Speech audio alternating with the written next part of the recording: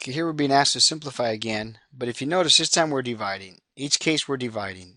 So we're going to use the quotient rule. The quotient rule says that if you're dividing two exponential expressions and the base is the same, simply subtract the exponents. And the reason you subtract is because let's do this one the long way, as I showed you in your notes. Q to the 8th power on the top, if I wanted to expand that, that would mean you're multiplying Q on the top 8 times. On the bottom, it's Q to the 5th, so you're multiplying Q 5 times. I'm not going to write a dot in between. Next to each other means multiplication. So here's what's going to happen. This is division. Q divided by Q is 1. It's 1, it's 1, it's 1, it's 1.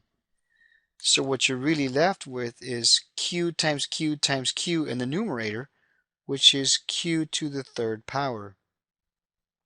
What we want you to do whenever you see something like this is just recognize that the base will always stay the same, but the exponent will be a difference of this power minus this power, or vice versa. I'll show you. Sometimes the bigger one's in the bottom.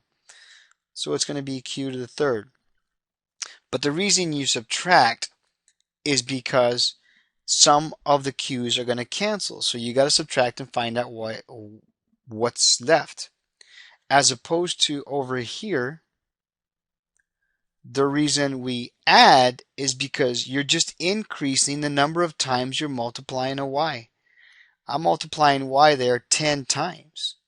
So we had to add all the times you're multiplying it. Versus over here, some of the q's cancel, so we're decreasing it, so we're subtracting. Okay, look at the next one. We use the rule, just apply the rule. This is what's going to happen. A to the 3rd, b to the 7th divided by ab squared. Here are the same bases, the a's.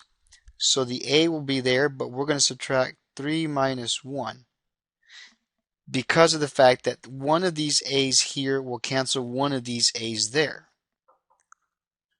And it'll be b to the 7 minus 2 here, because of the fact that, again, there's 2 b's in the bottom and 7 on the top. 2 are going to cancel. So our final answer there would be a squared b to the 5th.